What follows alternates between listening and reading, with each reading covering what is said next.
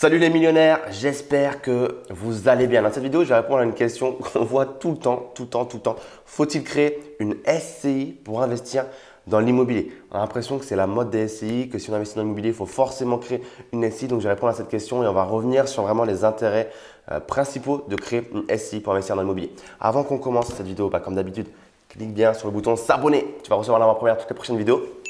Et je t'offre également mon livre papier des bancs de la fac à l'indépendance financière. Donc, lis bien la barre de la description puisque tu vas pouvoir trouver un petit lien qui traîne pour que tu puisses récupérer gratuitement mon nouveau livre papier. Tu as juste à payer les frais de livraison et ça arrive chez toi. En plus de ça, dans la barre de la description, tu auras une formation offerte. Bref, je te laisse regarder tout ça. Tu devrais trouver assez facilement. Donc, pour répondre à cette fameuse question, faut-il créer une SCI pour investir dans l'immobilier? Donc, tout d'abord, qu'est-ce que c'est une SCI? Pour revenir un petit peu rapidement sur la définition d'une SCI. Une SCI, c'est une société civile immobilière qui a pour objectif, comme son nom l'indique, d'investir dans l'immobilier. Les conditions, c'est qu'au minimum, il faut être deux associés. On ne peut pas être tout seul pour créer une SCI. Et une SCI, également, par définition, elle a un caractère civil. Ce qui fait que c'est interdit normalement, si je dis le biais d'une SCI, de faire de l'achat-revente et de faire de la location meublée.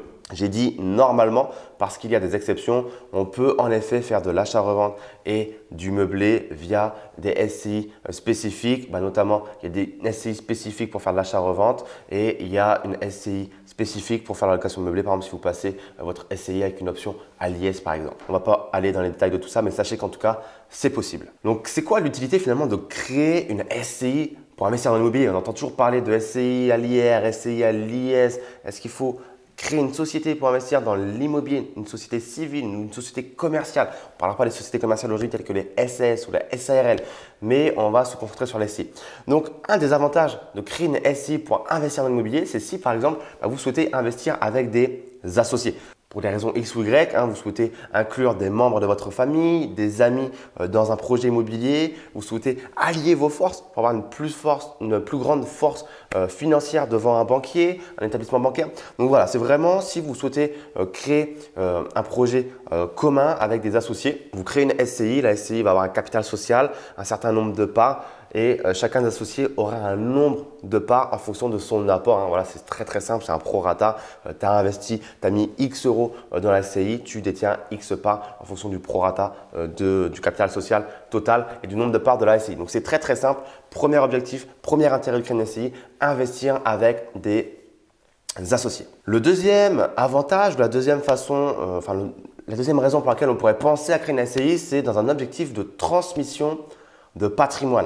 Il faut savoir que dans les SCI, il y a une fiscalité qui est allégée sur la transmission des parts. Il y a un allègement fiscal et donc ça peut être intéressant, notamment si dans votre SCI, tu inclus par exemple des membres de ta famille, notamment des enfants, dans un objectif de penser au futur, de quand tu vas mourir, transmettre ton patrimoine à tes enfants avec un allègement fiscal sur la fiscalité des parts d'une SCI. Donc ça, c'est un deuxième avantage qui est très intéressant, c'est la fiscalité en incluant à l'intérieur d'une SCI des membres de sa famille, notamment des enfants. Le troisième avantage après celui de l'allègement de la fiscalité, de l'allègement des droits de succession, c'est une meilleure gestion. Via la SCI, notamment si vous souhaitez investir en couple avec votre concubin, votre concubine dans l'immobilier, sur un projet immobilier commun, un projet immobilier locatif, peut-être que tu le sais ou pas, tu peux investir en nom propre. On a ce qu'on appelle l'indivision.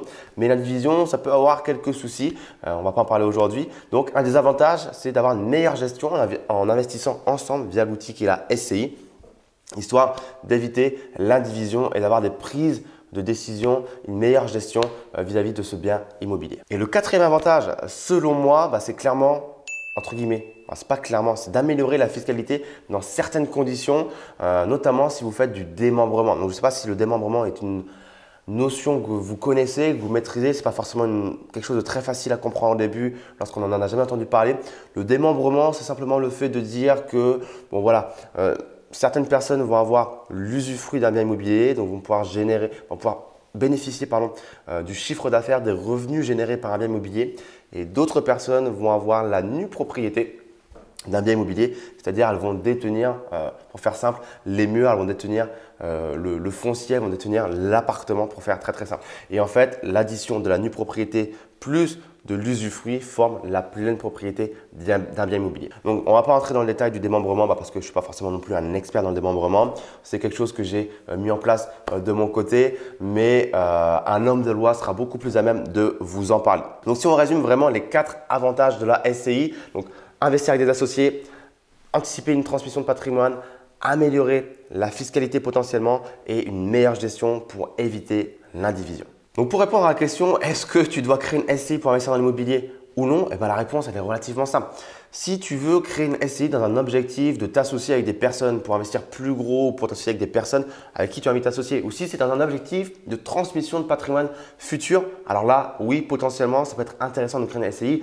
Je t'invite à te tourner vers ton expert comptable, vers ton avocat fiscaliste avec qui tu pourras dialoguer et confirmer ce choix fiscal. Par contre, si c'est dans un but d'éviter une imposition ou d'améliorer sa fiscalité et donc d'améliorer le rendement et son cash flow, eh bien pas forcément parce que comme on l'a vu, voilà, une SCI, qu'elle soit à l'IR ou à l'IS, il y aura une imposition. Alors même si on pourra faire des amortissements potentiellement, des choses comme ça, il y aura quand même de l'imposition et il ne faut pas non plus oublier qu'une SCI, ça représente des frais à créer. C'est une société donc entre 500 et 1000 euros, ça va encore dépendre de la façon dont vous créez votre société civile immobilière, mais ça représente des frais aussi bien à la création mais aussi bien à l'entretien entre guillemets puisqu'il va y avoir un bilan comptable à fournir chaque année. Donc, il ne faut pas non plus négliger cet aspect financier.